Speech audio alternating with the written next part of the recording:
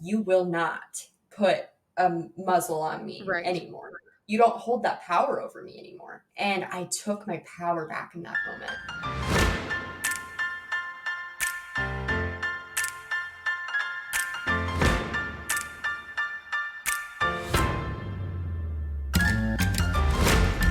Hey, Michelle. Just kidding, guys. It's still just me. I'm just here doing the intro by myself this week. No, I Darling, think I. darling, Oh, I'm oh my literally God. right here. Michelle? Hello. Hey, girl. Hey. My God, shut the front door. What's going I thought on? I would just drop in on this little intro to say hi Whoa. and say I miss Hey. everybody. Oh my God, we miss you so much. You didn't listen yet to last week's intro, but I had to do it with Lindsay. I'm not listening to it out of spite. Yeah, okay. That's fair. No, I was listening to the Patreon though, and it was so good. The interview with your dad, it like made me super like emotional. I know, I couldn't believe it. What's going on? What are you doing back here? Well, I found a place to live, so Woo, things are woo, looking up. woo. Bow, Yeah, bow. yeah, things are looking up. I literally just signed a lease about an hour and a half ago. Oh my So, God. This is yeah, that Hail Mary we were talking about, like down to the wire. I know. 11th hour, but Yeah. it's a really cute house, and it's actually like exactly the kind of house that my husband would have loved and would have like Yeah. chosen. So it just feels really like cozy and I don't know, just like familiar. And it's like 12 minutes from my house. I know, I know. It's not the 5 minutes that we were hoping for, but Yeah, but it's 12 is brutal better out there, than. guys. How many places did you see and apply for? I think between me and my parents, because sometimes only they could go because I was working, we probably saw 15 to 20 houses Yeah, I was going to say 20 to 25. and really only had like one or two that were willing. But I And messages and text messages and phone calls are oh, in like like, the hundreds. yeah, between me, you, your parents, Yeah. it's wild. They don't even do really private viewings. You just show up. They just tell you and you show up and there's like 100 other people there. My parents went and saw one in yesterday, Mackenzie, and said they were like lined up to get in. That's insane. There's not enough houses for the amount of people who are looking, Yeah. and it is steep competition. Yeah. And I'm not a great candidate, so Oh my God, I missed your face. Well, your voice. I just saw you yesterday. oh, okay. A bag over my face then. I know. But yeah, I was so sad I missed everything, and then I was like, she's just gonna go on and do this podcast without me. She's gonna realize how much better it is, and I she's mean, just I've never already gonna miss gotten me. sponsorship opportunities, and then I mentioned you might be back, and they're gonna have to I think about know. it. All these sponsors came out of the woodworks as soon as you got rid of me. They were like, "Oh, that girl's gone. Okay, Yeah. we'll deal with you now." Oh my God, do you know what? Okay, what else though? It's like we're just catching up, and this is our I intro. know. My friend Rachel, that we interviewed way back when, I can't remember what Yeah. episode, she got contacted by a company, and I feel bad, I should remember the name, but they sent her a bag, like a A, backpack a shoulder bag of bag, what? just like a purse. Like a little bit of like swag. Yeah. They said they really loved her episode. What? Yeah. They didn't send us anything. Well, we don't have a complex heart disease. So this company heard her episode and sent her something. Yeah, I'm going to find out what company it is. That is so cool. I know. I love that. I love that for her. I love that journey for her. That's so cute. I know. And I because we haven't done our intros, I had to call you like a normal person and tell you everything that's going on in my life instead of yeah, I waiting to didn't. tell you on here. Yeah, I know. It I was wish weird. I had more of like what's new in my life, but not much really. Lindsay was away at a hockey tournament this weekend, Uh-huh. and it was kind of like I was like, "Oh, I've never slept in You were this home house by myself." alone. I was home Yeah. alone, and I was a little nerve because Did I you don't walk like around being. naked or? Oh, absolutely not. Ugh. Like I am one step above a never nude. Yeah. No. Same. Like I don't even like not wearing a bra. Same. Like, I like to sleep in no bra because then it's like uncomfortable, but I'm not like, oh, just lounge around with No, no I won't bra. walk around with no bra on. No, Never. it doesn't feel good. No. But anyway, that's probably more than our listeners wanted to know. But yeah, and then I Too started bad. watching, I binge watched a few episodes of Cheer. I was Yeah. watching season 2, and So had Jerry, you saw season 1 I when it came saw out? season 1, yeah, like Yeah. way back when. And then Yeah. I saw season 2, and I forgot that Jerry Harris got arrested. Can you imagine being 21 and then facing 50 years in jail? This is the thing that always shocks me about these reality shows, because how many things come out after the fact where they're criminal or molester or Yeah. texting underage, and it's like, how did this get missed, or like, how are you so brazen that you're doing Yeah. this when you have like a following, and you have, I mean, he was on Ellen, he was on like He all this interviewed the stuff. president of the United States of America. Trump? No, Biden, the better Okay. one. Yeah. Biden or Obama? No, Biden. Oh, okay. No, that is specifically why I've held the reins tight on not becoming too famous. I mean, that's the thing, is you never know what kind of tweets are going to come out Yeah, from our so, past. yeah. Okay, do you follow Tinks on TikTok? That sounds very offensive. Her name is Christina and her nickname is Tinks, like Tink or Tinx. The word So, tinks feels offensive to me, but okay, like derogatory. Like, oh, you're are you such a thinking like tinks. twink? Maybe, I don't know. No, Okay, but tell me about. she became this huge influencer, like basically overnight, like on from TikTok. She would talk into like a tiny microphone about like Yes. rich moms, Beverly Hills, like all this stuff, right? Now she's been on commercials with like Gwyneth Paltrow. She has her own podcast, doing interviews, Yeah, doing I'm all looking her up right sponsor now. deals, brand deals, like everything. Now all of a sudden, tweets have come out from like 2012, 2013, where she was like calling Kim Kardashian fat and calling like all these people at Coachella fat, and like all this stuff about like, she was just mean on these tweets, right? But she's now apologized for these tweets. But I guess there's a bunch of tweets that came out last year or 2 years ago about supporting about how the pandemic wasn't real. And I'm like, that was literally 2 years ago, and you didn't think to like scrub it up dub that Twitter, like when you got to the point where you're like in a commercial with Gwyneth Paltrow, like you don't think this stuff is going to come out? Yeah. Like, that's crazy. So maybe we should get ahead of it, and maybe we should think about outing ourselves for some of the awful things. Literally, my tweets, okay, we were on Twitter for like what, a week? Yeah. Like literally barely. And I think all we did was like stalk famous people. And I would say that my Facebook in the beginning was a lot of like, remember how it was like Michelle apostrophe S, and like you would add on to it? So it was like, Michelle's hungry, Michelle's feeling sad, or like vague booking, or a lot of talk after I had kids about how tired I was when I only had one child and I want to go back and like slap myself in the face. Yeah. So I don't think there's many scandalous things on our. I don't think it's online, but I think if anybody at Superstore gets hold of security footage from that time that I threatened to fight a kid. Oh my God. I'm just throwing it out there now. I'm owning it, and I don't know that I know better, because I probably still would if I had to go to a Superstore. I mean, there was a kid that wouldn't stop pushing to get in front of us. And I don't know how old he was, maybe 10, and I threatened to fight him. Yeah. And like there was like a standoff situation. Yeah. Yeah. So. And yeah, okay. Well, I'm glad that I'm proud of you for putting that out there in the public eye, and so you won't get canceled for it later. If someone like went to a Superstore and were like, I wonder if there's any footage of Carly.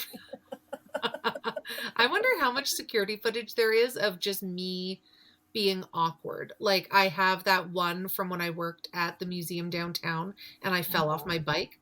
I went immediately. I fell. I left. I got home, and the very next day I was like, I'm going to need to see that security footage. And I put it to music. Yes. And before TikTok, that I should find it and put it on TikTok. And just. Oh, you should. Yeah. I would like to find a Rogers video, even though they don't exist anymore, and get footage of you walking into the glass Yeah, and grunting.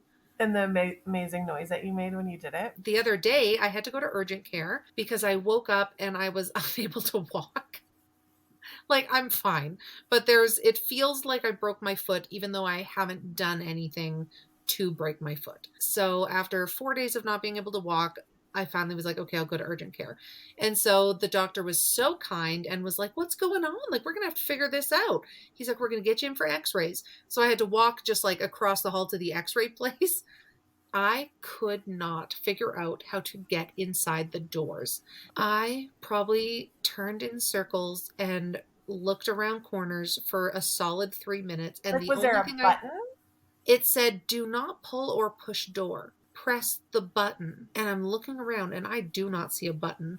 And I am looking everywhere. And then I see a neon sign that somebody drew, and it after like 3 minutes, and it says around the corner. So obviously I'm not the first one. So then I peek around the corner and there's this sign that I walked past that said, press this button to open the door. Why would the button be so far away from the door? I don't know. We're going to have to ask Mayfair Diagnostics. That's just like a prank show waiting to happen. Like, that's not cool. Yeah. Notice how I didn't Anyway. yell at you for being at urgent care and not telling me? Okay, well, in fairness, you were facing a housing crisis. And I knew you were on your way to go to a viewing. And then when you tried calling and I said, sorry, I can't answer, I'm at urgent care. But you did preface, like, I'm fine. I'm But fine. I'm at urgent care. I am unable to walk. Anyway, x-rays showed nothing. And then I had to go Friday for a bone scan. You have to like go and they inject you and do this like MRI type scan while it's going in. I have very good, what's it called? Like circulation. I have very good circulation for anybody that was concerned about my circulation. And then I had to go back 2 hours later once the dye had like seeped through all my veins. Did you get to go home? Yeah, I just went home and kept working. And is the MRI thing like just for your foot, or do you have to like lay in it? Your whole body could fit in it. Okay. And I didn't thankfully have to, but I had to lay in the bed. It's like a little scoop that you have to lay in. Oh. And she put my feet in these little boots and then like strapped them together to keep them in place. And it was really uncomfortable. And you couldn't move. Yeah, she was like, oh, you can be on your phone if you want. And I was like, okay. So I'm just like on my phone. But then all of a sudden I start sliding, like the bed starts sliding me into the machine. And I'm like, oh, am I like, I can't look around much because the lady's behind me, the nurse or technician. And she was like, oh yeah, you're fine. Just, your phone's going to get hit if you don't like lay it down. So, cause I was holding it above my head. So I just like laid it on my chest and I went pretty far into the machine, but not all the way. And then out again. I don't know. Oh my God, that's scary. That reminds me of the Office episode when Michael hurts his foot and he tries to put it in the MRI machine while Dwight's in it. Yes. Yeah, except this time my foot injury is not from a George Foreman. Right. It is literally a mystery. The doctor said maybe it's a ganglioid and that needs surgery. So would they have to like remove it? Yeah. Do you get to keep it? Only if I can name him like Gangly or something. Gangle? Lloyd. Ganglioid. Yeah, that's good. I like that. Yeah. Anywho, we have been chatting for so long because we needed to catch up. I know. Sorry, guys. We can't even talk about this upcoming episode because I interviewed without you. I know. We interviewed Saraphina, who, and I was really excited for you to hear this episode, who has a mother who is like narcissistic and she had to go no contact. It was really interesting and I'm excited for everybody, including you, to listen to it. All right. I'm excited. Okay, bye.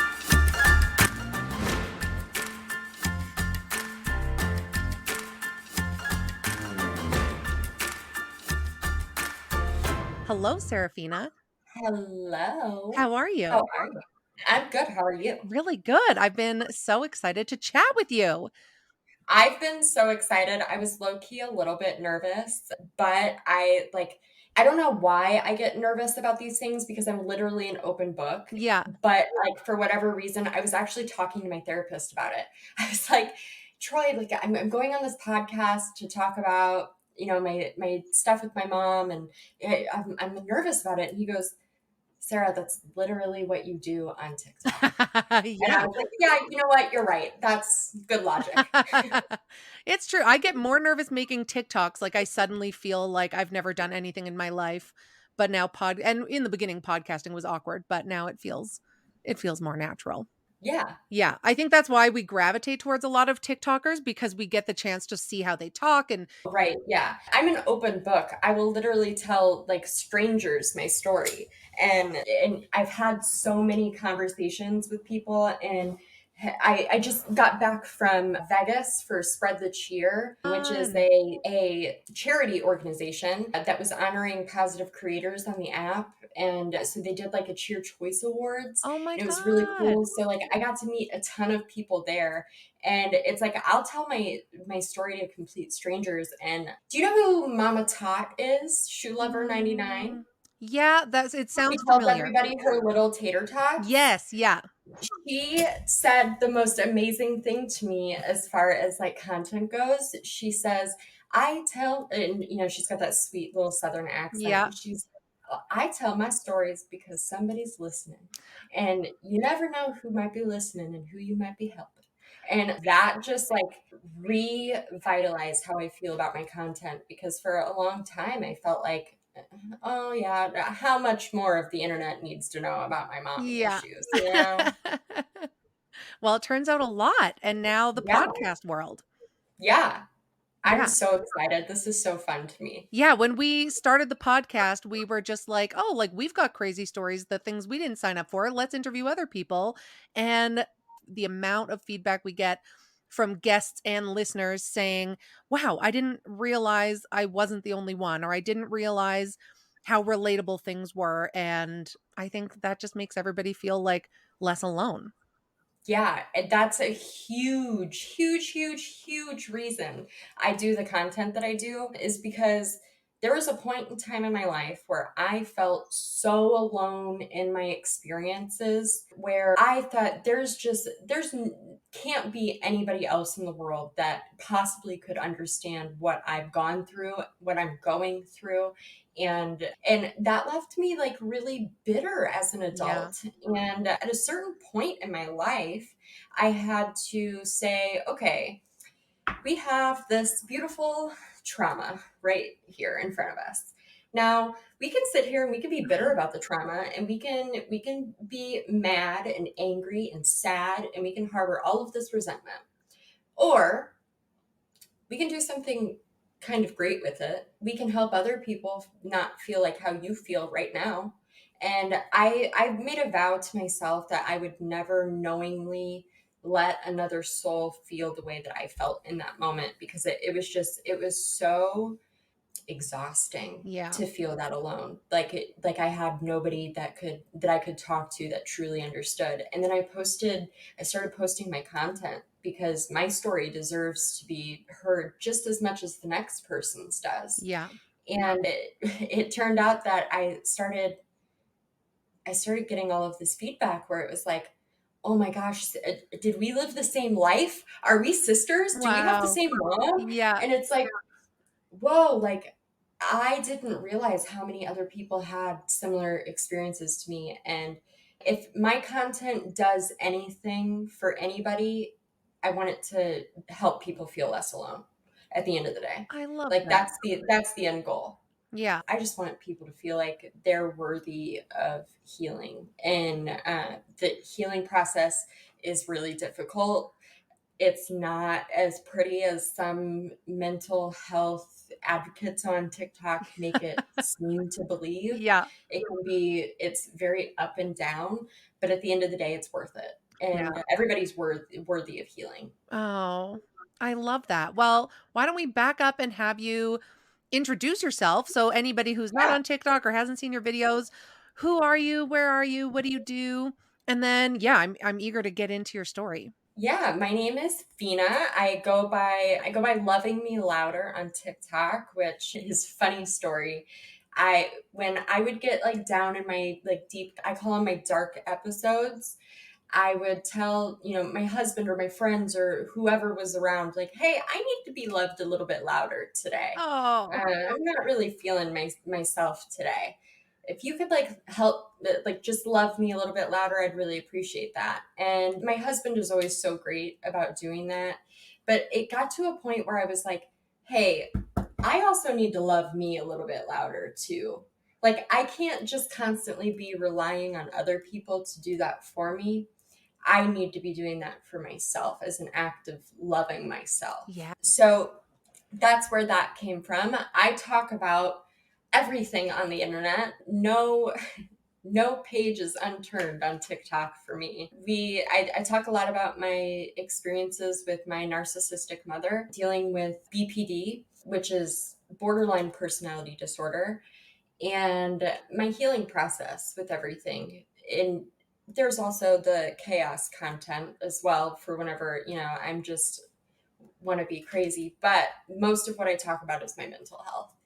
The videos that I saw, you were talking about going no contact with your mom.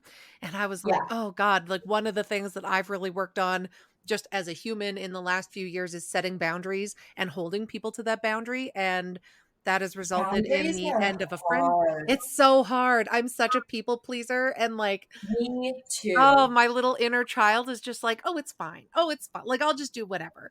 And yeah, like I faced burnout, and to start to just have little tiny boundaries, it resulted in me ending a friendship that where my boundaries weren't being met. Very, I very always painful. say, so when I went no contact with my mom initially, and I've talked about this time and time again on TikTok, you go through a grieving process. Yeah. When you go no contact with somebody who you were really close friends with or any relationship, you go through a grieving process, and it's so hard because there's nothing I want more in the world than to have like a normal, happy, healthy relationship with my mom. But that just can't happen because it's not good for me. It's not good for her. I have to separate myself from that. And what was crazy was when it was about probably 5 or 6 months in of no contact, I realized like, whoa, the leaps and bounds that I've made in 6 months. Wow. Imagine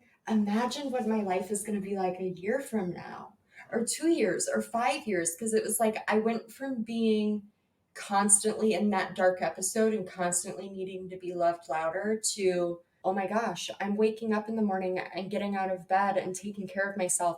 I'm doing basic self-care needs like brushing my teeth in the morning and like actually caring about myself. I started really taking care of my business and thriving with that and just becoming super successful in my life, and that felt really good to me. And I started prioritizing my mental health, which is not something that I ever thought that I would say. It was so heartwarming for me to be like genuinely proud of myself and not needing the words from her to say, "Oh, darling, I'm so proud of you." It was truly incredible. The transformation is insane. I started learning how to set boundaries with people and set them in a way that is for me and not for them, Right. because that's like a big thing, is setting boundaries, and people do it for other people, not with their own best interest in mind. And like, your boundaries are supposed to have your best interest in mind. Yeah. And like, I stopped entertaining relationships that were no longer healthy for me. Wow. I left online communities that I was a part of because I started noticing all of the red flags, being Yeah. thrown right in front of my face. And I was like, whoa, nope, that's not who I want to be. This relationship is no longer serving me Yeah. in a way that makes sense for me Yeah. and what I want in my life. So I'm going to just simply step away. And I stopped getting guilty about it.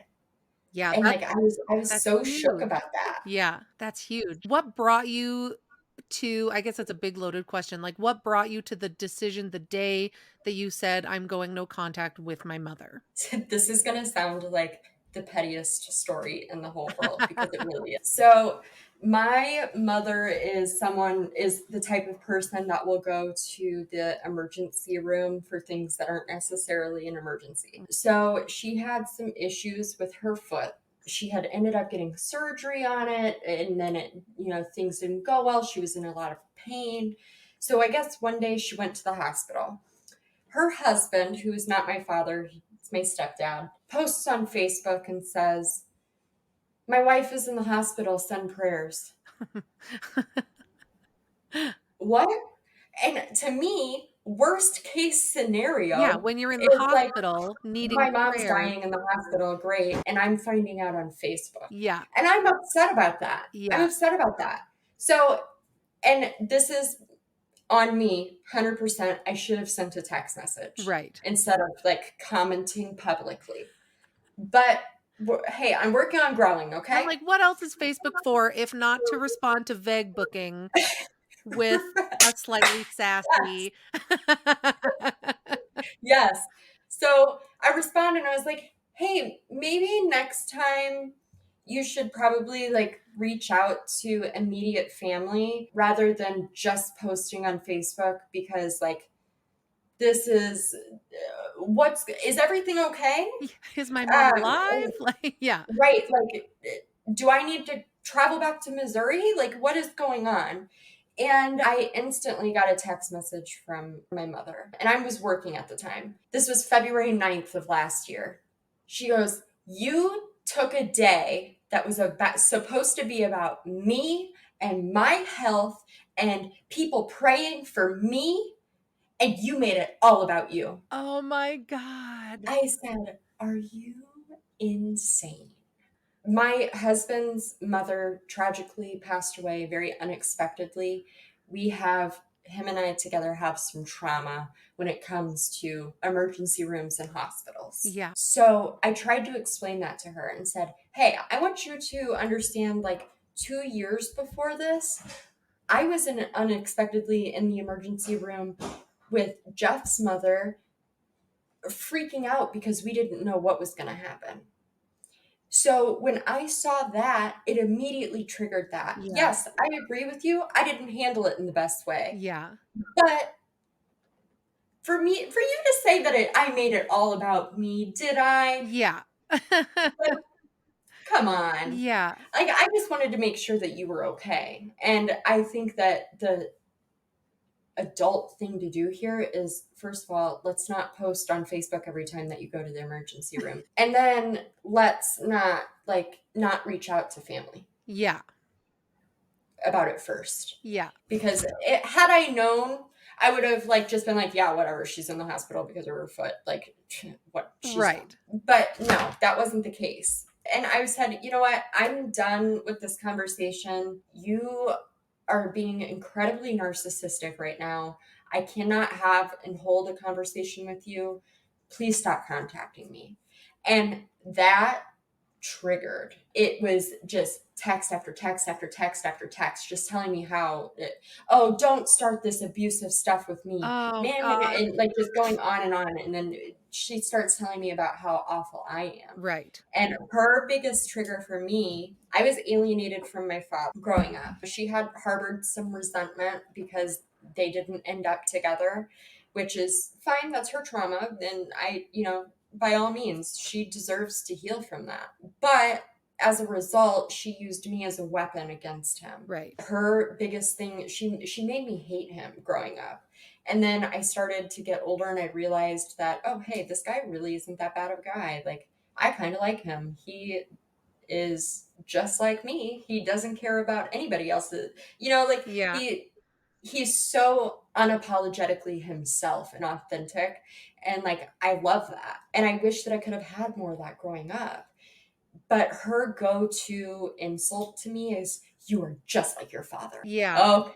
And did your dad know that you were being weaponized? And part of him did. I think it took him a lot. Now, I don't want to sit here and say that he made all of the right choices and that he was this perfect father who was alienated from me, and that, no, it's not that. He did make a lot of mistakes. And yes, he did know what was happening. However, did he handle it the right way? Questionable. But who in their right mind would handle it perfectly? Yeah. I feel like the stigma behind being a parent and being the perfect parent and making the perfect choices 24/7 is such BS. Yeah. It's such BS because none of us know what we're doing. My God. So I'm like a new step parent. My partner has 2 kids, and like Michelle, my co-host, has 5. And now I've got these 7 children in my life quite consistently. One day I was like, does anybody realize that like nobody knows what they're doing? These kids are just part of my, like, who am I to make these decisions or like have this access to kids that what do I Right. know? Yeah. Right. And that's like I'm also a step parent. I don't want children of my own. Yeah. So it's like I get it. Yeah. But the biggest difference between my mom and my dad as far as when it came to like their mistakes was accountability. Right. My dad called me one day and I was bitter 17 years old. He calls me one day and he goes, "Hey, when you're ready to know what the truth is, I'm here for you. Whoa. Like, just, I want you to know that." And I was like, "Yeah, whatever, buddy." Yeah. And, hang up the phone. And it took me a few weeks. It took me a few weeks to kind of ponder on what he had said to me. And I had actually gotten into a fight with my mom that week. I said, "You know what? It's time." And I called him up and I said, I'm ready. And that entire time I did nothing but ask him questions. And, I'm asking loaded questions to where that would essentially villainize my mother. And the entire time, he didn't say a single negative thing about my mom. That's And like hard. that was like a huge eye opener for me. And he goes, "Sarah, did I make all of the right choices? Was I the perfect father? Was I a great role model for you? Absolutely not." He goes, "But that doesn't mean that I can't start trying. Right. And I feel that when you're ready, I deserve the chance to try." And I started giving him that chance. And now he's my best friend. He's one of my very best friends. I love that man to death. He is the greatest. He actually texted me this super amazing quote at like 4 o'clock in the morning the other day. I'm like, "Dad, what are you doing up?" You're ancient. You're not supposed to be up at 4 a.m. It was like exactly what I needed in that moment. And I don't know how he knew. The most interesting and solid people I've ever met have the most unique and painful pasts. They've lived lives of lessons, taken risks, made bad decisions, looked into the mouth of hell, followed their heart, and have never been afraid of being real. Sure, they're not perfect. Perfect people don't exist. Wow. And like these are like the deep, like crazy conversations that I have with my dad now. And it's funny to me how close we are given the circumstances of like how I grew up, because it's like we almost lost no time at all. Yeah. That's amazing. It's amazing. But I I feel like I went way off No, track I think here. that's so interesting. I'm curious to find out, like, you don't just have a great relationship with your mom and then one day go no contact. What was growing up like? Do you have siblings? Like, what was life with your family So like? I had a sister. She was born with something called trisomy 18, Oh, which is so basically it's you have Down syndrome, yeah. then you have trisomy. She was not expected to live for 2 weeks out of the hospital. She lived for 3.5 amazing Oh years. my God. And she defied every odd and everything that the doctors like set against her. And I've not ever talked about this on TikTok before. I spent a lot of time raising my sister because my mom had no idea that she was going to be born like that. Right. She had no clue. She was just born like that, and it sent her through a very deep, dark depression. And in that, she got addicted to from what I understand, like pain Hmm. medications and things that helped her sleep. Yeah. And she spent a lot of time sleeping, which meant that somebody had to be awake to take care of Trinity. Yeah. How old were you? And so it was from about 10 to 11 to 13 to 14, Wow. the age that all of this started happening. And I remember I was in fifth grade when she was born, and I was so excited to be a big sister, and like all of these things. I was so excited, and she was born, and then instantly I lost my childhood because I had to become an adult. I had to take care of these things. That was my baby sister. And if anybody was going to, and now I don't want to sit here and paint my mother like she did absolutely nothing, because she absolutely did do things. Yeah. But was she present 24/7? No. I missed school. There were a lot of things that I was involved in that I should not have been involved in. Right. To this day, I could change a feeding tube on an infant with my eyes closed. Oh, wow. I never realized how much of my childhood I lost until I started going to therapy, because a lot of my decisions that I make as an adult are childish. Oh, Because interesting. like I went to Vegas and I danced on bars and I drank and I did all of the crazy things, and my therapist Troy, he goes, well, yeah, that's 8-year-old Sarah coming out to play because she never got to play when she was 8. Yeah. And I said, well, son of a gun, you might be right. I hate when Mike And is right, and I'm like, God damn it, Megan. right. Yeah. Yeah. I'm like, yeah. So it's like one of those like love-hate relationships where it's like, yeah, whatever. Yeah. I guess. When my sister died, it was right before Christmas, December 17th. Everything changed. I went from I never grieved. Right. It's still to this day, have never grieved that loss, because I went from being big sister to being the rock that held my family together, because everybody was losing it and it was so much chaos. I felt like as a child at 12, 13 years old, imagine a child feeling like they have to step up to the plate or otherwise everything falls apart. Right. And my mother, again, was still addicted to pain medications. And there were days where I was staying home from school to make sure that she wasn't going to overdose, Oh, God. because she just lost her child. Yeah. And, who knows? I can't imagine that pain Yeah. of losing a child. Just a lot of very big thoughts that a 12 or 13-year-old shouldn't have to consider or think about. Right. And was her partner in the picture? Yeah, so her husband, Danny, who was very physically abusive, he was in the picture, but again, physically abusive, alcoholic. I remember, this is like a core memory in my brain. My mother was 8 months pregnant with Trinity. He had her lifted up on the wall by the throat with one hand, 8 months pregnant, about like a foot. Yeah. And that was so burned into my skull from like seeing that. When Trinity had passed away, my mom kind of found some strength to leave, because she no longer has a child with this man. She's no longer necessarily tied to this man. Yeah. And which I was extremely proud of her for doing. Yeah. We lived all in my grandparents' house. Right. And he left, and my mom went from being addicted to pain medication to being addicted to Adderall. Oh. Which is legal meth, right, essentially. Yeah. And she was bigger. She was probably, I'd say, 160, 170.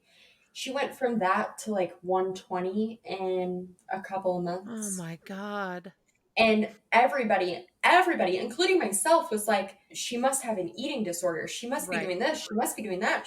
Like, what is going on? And, I'm 16 or 17 years old at this point. And, you know how high school is and how awful people are. I had a lot of guy friends who thought my mom was very attractive. Oh, no. Because she didn't dress her age. Right. We wore the same clothes. Yeah. And which was, I say this, and let me reiterate for the audience here. I understand that this is not an isolated my mother issue. Yeah. I understand that boys should not act like this. Right. Okay. But I wasn't in a position to have a conversation with every single boy. Nobody was going to be giving me a microphone at the high school and saying, please stop hitting on my mom. Right. That just wasn't going to happen. Yeah. So I had a conversation with my mom and I said, hey, I'm getting a lot of people in school saying really inappropriate things about you, I would really appreciate if you like didn't come to my school dressed like this. Yeah. Like if you want to do that in your own time, by all Right. means. But please can we not for my sake? Yeah. And she laughed at me. Oh. And she goes, "Oh, honey, one day you're going to thank me for these jeans."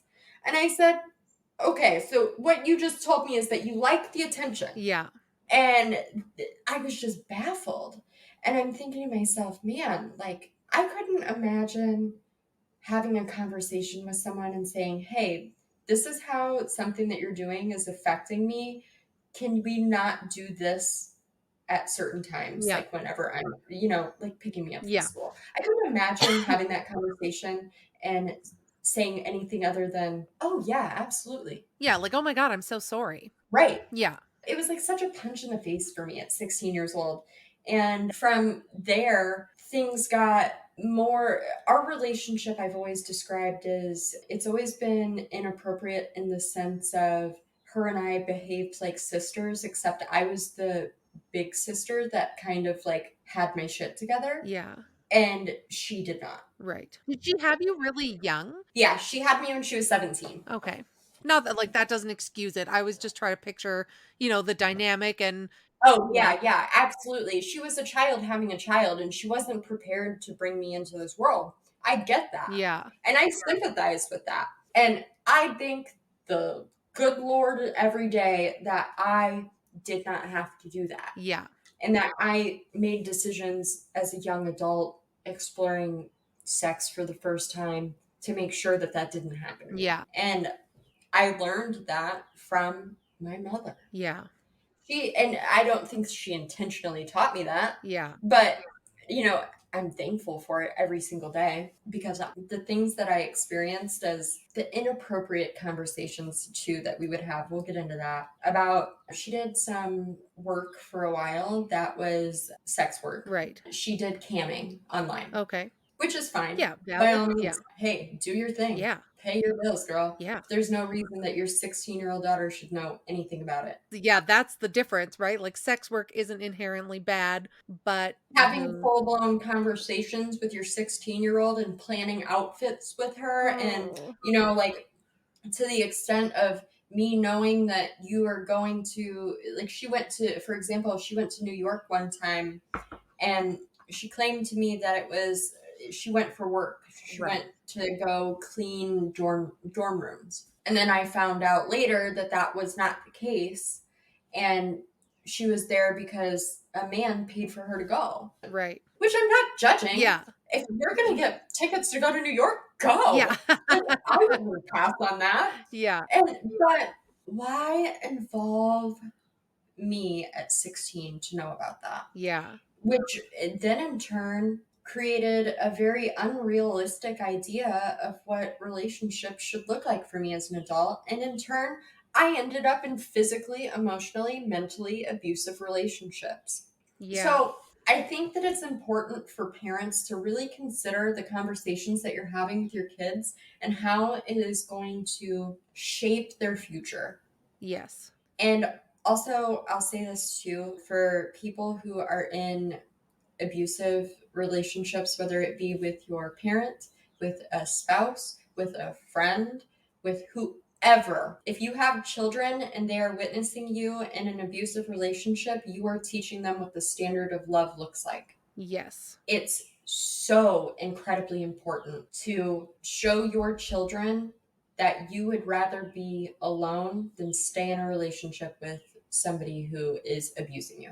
And I'll never forget one right before we went like no contact, because we went no contact in February of last year, but then I had a previous TikTok page and I had one video that was posted in like March of 2020. And it was just, it was a trend that was going around. It was like things my insert relationship have said to me put into inspirational quotes. Oh, yeah. And I made a video and I put narcissistic things my mom has said to me put into inspirational quotes because it was funny. And that's how I was dealing with my trauma. Yeah.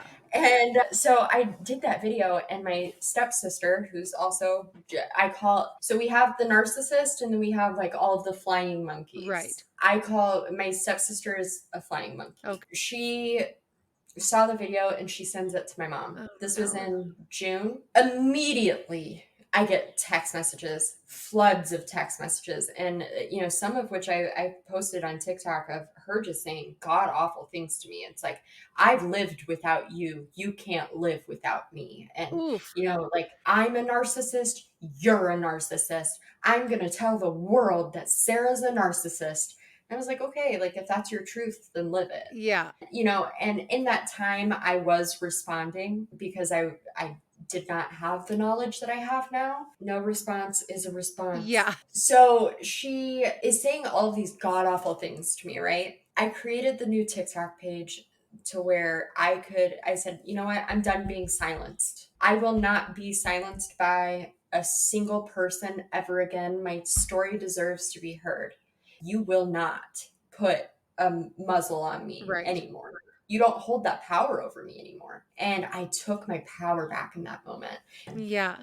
And I, in that, gained so much power to tell my story more and to help other people like realize that their situations, they're not alone in by any means. And do you remember the moment that you were like, oh shoot, my mom's a narcissist, or oh shoot, this is abusive? I don't know, was it gradual, or did you have sort of a coming? So I feel like the term narcissism is very trendy nowadays. We're just constantly throwing around. I'm really into psychology. I love psychology. Not enough to go to school for it, but enough to like read books about it. Yeah. I started reading a book on narcissism when I was 19, 20. And I'm reading it and I go, oh my God. And that was like the light bulb moment for me where I was like, this is my mother. Oh no. Soon enough, right after that, she goes into one of her episodes because her thing with me is sending me text messages to remind me how much of a piece of human garbage I am. Yeah. And it's like, hey, listen, I don't need you to remind me. I already know. Yeah.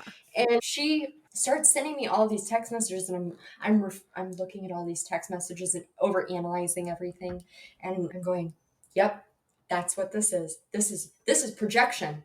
And like, I'm putting all of the pieces together, and it was just like in that moment I knew. Wow. And did that change your dynamic from that moment until you decided to go no contact? Yes and no. I feel like there was a piece of me, and there probably still is, a piece of me that wanted so badly to have a relationship with her, because while I'm telling you guys about all of these bad experiences with her, there were so many good experiences too. Of course. Yeah. Like, we had good times, and we could have normal conversations, and we could laugh and joke, and like, things were good at some points in my childhood. So there was a part of me that really clung to that and said, yeah, well, she's only bad. It was just like any other abusive relationship where it's like, oh, well, she didn't mean it. Right. She'll get better.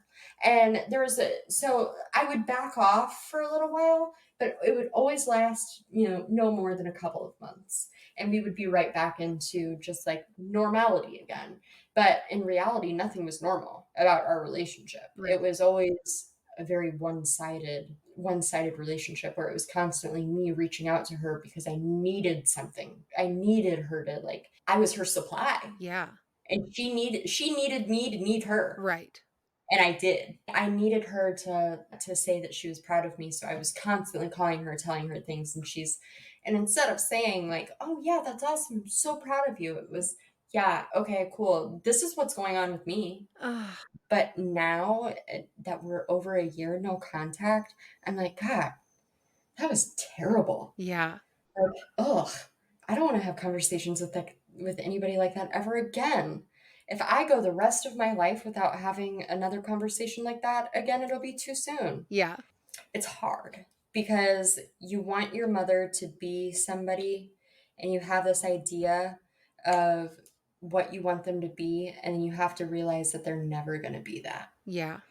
But on the bright side, that's okay, because there will be people that come into your life that show you what unconditional love is. They will love you regardless of who you are and what you've done and the mistakes that you've made. Yeah. I have talked about this on TikTok and Instagram. Every single stranger that I've met from the internet has been family to me. Wow. I have met some incredible people and built some incredible bonds. People that I would not trade for the world. Oh. And they showed me what family is. Yeah. So, my message to those of you that are in toxic family dynamics is find your tribe of people, because they will love you and support you and tell you that they're proud of you. And if you don't have that tribe of people, come hit me up on Instagram, because I have a Discord channel of my trauma tribe, and we love each other so loudly, it's unreal. And I honestly, there are some days where I don't know what I would do without these people in my life. I have people who are not blood related to me who would bend over backwards to remind me that I'm doing an amazing job, and that everything that I'm doing is making a difference, and that I'm a positive person in their life. And and it's not just a take relationship, it's give and take. Yeah. Like, we give each other the love that we need in that moment whenever we see it. How has your relationship with your mom and growing up impacted how you step parent? Okay, so this is gonna be me calling myself out here. My stepchildren are 13 and 11 or Oh 12. God, those are hard ages. I'm the worst. So they're teenagers. I have not always been a positive role model in their life. Right. I've had moments of being really incredibly toxic to them, actually. Just being really short and being not necessarily listening to what they have to say. And the one thing that I now as a parent cannot stand is well, because I said so. Yeah. And because that's the kind of parent I was being Yeah. in that moment. And it took a lot of me going to therapy and seeking out help and going no contact to realize how toxic I was being. And I had a conversation with them over Christmas break, actually, this past Christmas break. And I said, hey, let's have a conversation. Jeffrey and Jacob are their names. I said, I realize that I've not always been the greatest step parent to you. I've not always been your friend. I've not always listened to everything that you have to say. And I want to say that I'm sorry. Wow. I was brought up in a really tough childhood, and the last thing that I want to do is pass that on to you. So I need you to help me hold myself accountable. If I'm stepping back into those old habits again, we need to have some sort of communication that's safe for you to say, hey, I don't like that. Yeah. And they do. Wow. We have conversations all of the time. And if I cross a line or a boundary with them, they go, and I'm like, okay, all right, I'll drop it. Yeah. Let's take some space. Let's take 5, and then maybe we'll revisit if you're still not comfortable in 5 minutes. All right, Yeah. fine. By all means. So I'm simultaneously teaching them how to set boundaries with me while also holding myself accountable in my behaviors as well. Because I have BPD. I don't want to use that as an excuse, because it's not. But I do have trouble regulating my emotions sometimes. So when I get called out, though, I can say, okay, you're right. Let me step away. Right. Let me go sit in this emotion that I'm feeling right now by myself, and then we'll talk. Yeah. And that's just kind of like the healthy way that I've had communications, conversations with them. And in turn, they trust me a lot. Like, we have really deep conversations about everything, about life. We're in a place where I never thought that we would be. Right. Especially considering that they are living in Missouri primarily with their mother. Yeah. And then we get them during school breaks. We're able to maintain communication through like texting and FaceTime and like all of those things. And it's always interesting to see how they grow up and how their little minds are changing. And I'm proud of them for being unapologetically themselves. Yeah. They've never lost sight of who they are. And that, I think that that's so amazing. I think it's so cool that they're being given this opportunity to learn about boundaries and relationships. I think as soon as you have kids in your life, it really, I mean, I think as it should, and it doesn't happen for everybody, I don't think, but you got to face your stuff. It's so hard. And so I came into their lives when they were 5 and 6. And man, so much and so little has changed. Yeah.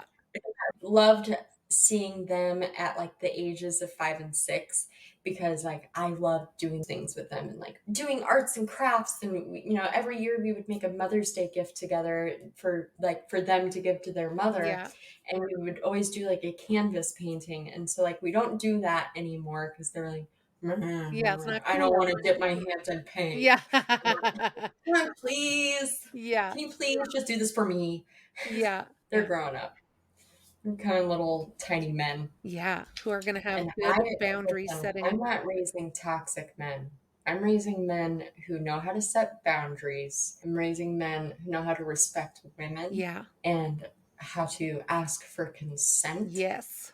And all of those things. They're going to be very, very, very good young men. Oh, I love that. And do you have any contact with any of your mom's side of the family? I did. Yeah. Actually, I was just talking about this the other night with my husband, and I said, he goes, "When was the last time you talked to either one of your grandparents?" And I said, "I called my grandpa on his birthday, February 6th.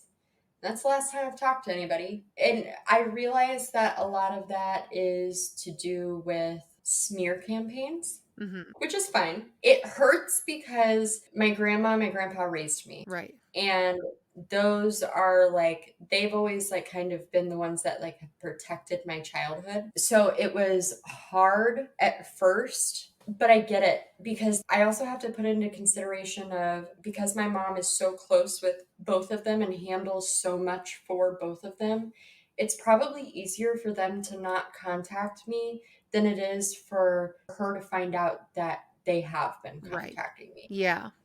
Yeah. Are you close with your husband's family? Yeah, so his sister I'm really close with, which I love. I'm so incredibly thankful to have her in my life now, because she is the person that I thrive to be. Aw. She doesn't care about anybody else's opinion, and she's so unapologetically her and like authentic and just so happy, and like there's nothing that woman cannot handle. Wow. So her and I have like a really great relationship. We were just talking last night. She's gonna be out here in about 6 weeks or so. So I'm planning her comeback for us to cause chaos. That's amazing. Other than that though, Jeff has a really big family. His like extended family, like his aunts and uncles, and it's so crazy how close his family is. And when I went to one of their family gatherings for the first time, I'll never forget this. It was for one of our cousins' birthday parties, and the kids are in the back seat. I'm up front talking to Jeff. We're pulling up to the house. This is the first time I'm about to meet all of his family. Yeah. Okay. I hear the kids in the back go, "Mommy's here!" And I went, "What did they just say?" "No." And he was like, "Yeah, like this is normal." And I was like, "You guys can be in the same room? What?" Yeah. Like, I genuinely didn't understand, because the only memories that I have of my mom and dad are them just screaming at each other and like just being awful with each other. So it baffled me and blew my mind to see a healthy co-parenting relationship between the two of them. And I'm so incredibly thankful. I say this all the time, that I got really lucky in dating and ending up marrying a man that has a healthy co-parenting relationship with his ex-wife. And I'm incredibly thankful to have a wonderful relationship with my stepchildren's mother. That's amazing. And to the point, we have a good enough relationship where we are able to make fun of my husband together. And it took a lot of work to get there. but it was so worth it. Yeah. And I'm grateful. She's such a good mom. My God. Well, I just love this. I feel like we could talk about families and all of this for hours. Oh yeah. Yeah. Does your mom like watch your TikToks? She knows Yeah. about this. She knows about my new page. I originally had created it and gotten away with it for quite some time until my stepsister found it. Right. And of course, sent her everything, which in turn created way more drama than was absolutely necessary. Yeah. You know what I mean? Well, and I love what you said that, like, it's better for her and you to have space from each other because, you recognize that it's toxic and not serving you. And by not having contact with her, hopefully that brings an element of peace. I talk a lot of crap on TikTok and I talk a lot of crap online. At the end of the day, to my mother, if you are listening, I love you. I hope that you heal from everything that you've ever experienced. I hope that you are happy. I hope that you are thriving. Just know that I have to love you from afar. I love that. Well, thank you so much for taking time out of your Sunday. It looks so sunny where you are. It's actually about to rain. Oh, that's nice too. We had a huge snowstorm the other day. Oh. And it is below, it's like a nice day now, so everything's melting, but it was like below zero. It was freezing. Oh. Yeah. I'm so sorry. Yeah. I could never. We've interviewed a few people in Florida, and I'm like, maybe I should just fly there for like in-person interviews because. Hey, listen, I manage Airbnbs for a living. Oh, so amazing. hit me up. Yeah. I got you, girlfriend. Amazing. Well, that's great. Thank you so much. Thank you. It was wonderful. Yeah, I hope you enjoy the rest of your day. And you too. Yeah, we'll have to talk again really soon. All right. Okay, bye. Bye. Oh, hang on. Lindsay's calling.